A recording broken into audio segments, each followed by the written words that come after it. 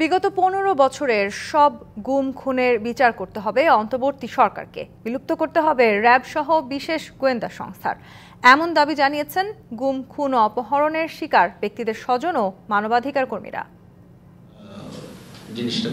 বৃহস্পতিবার প্রেস ক্লাবে জাতিসংঘের তদন্ত প্রতিবেদন এবং মানবতা বিরোধী অপরাধ বিচার প্রক্রিয়া আন্তর্জাতিক প্রেক্ষাপট শীর্ষক আলোচনা সভার আয়োজন করে মায়ের ডাক নামের এই সংগঠনটি,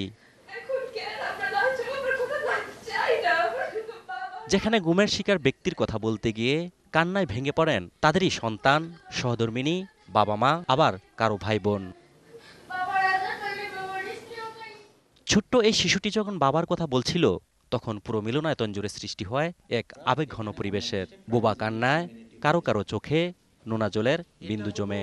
তাদের অনেকে জানান তাদেরই কেউ কেউ 10 থেকে 12 বছর ধরে খুঁজে ফিরছেন প্রিয় মানুষটিকে। ক্ষমতার পালা বদলে প্রিয় মানুষটিকে এবার অন্তত ফিরে পাবার আশাটা তাদের আন্দোলিত করে।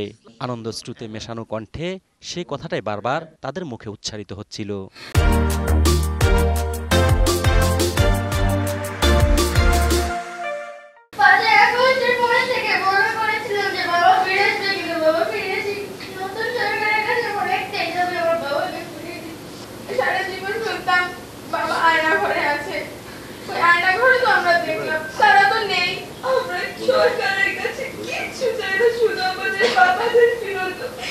স্বজনদের অনেকে প্রতিটি গুম খুনের বিচার আন্তর্জাতিক অপরাধ ট্রাইব্যুনালের মাধ্যমে করার দাবি জানান। অন্যথায় তার দায় অন্তর্বর্তী সরকারের।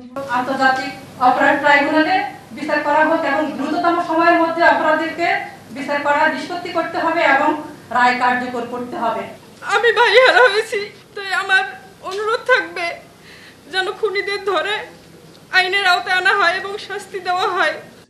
একই দাবি উঠে আসে মানবাধিকার কর্মীদের কণ্ঠেও। গুম খুন বিচার বহির্ভূত হত্যাকাণ্ড, নির্যাতন নিপীড়নের মধ্য দিয়ে হত্যাকাণ্ড জন্য যে দায় শেখ হাসিনার আছে, সেই দায়ের বিচার যদি আগামী রাষ্ট্রের প্রতিনিধিগণ যদি করতে না পারেন, যে কোনো রাষ্ট্র ব্যবস্থার প্রধানদের এই দায় রয়েছে যে জুলাইয়ের বাইরে বিয়ন্ড জুলাই দেখার একটা অবস্থান তাদেরকে নিতে হবে।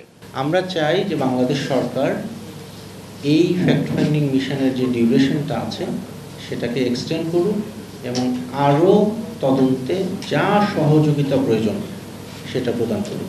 তারা এও বলেন, মানবাধিকার লঙ্ঘনের অপরাধে ফ্যাসিস্ট শেখ হাসিনাকে ফেরাতে ভারতকেও কথা বলতে হবে। অজিত সরকার, ডিবিসি নিউজ, ঢাকা।